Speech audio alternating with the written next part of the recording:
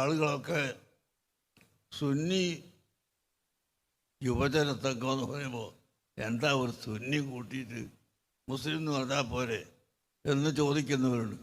മുസ്ലിം എന്ന് പറഞ്ഞാൽ മതി, ആ മുസ്ലിം തന്നെയാണ് സുന്നി.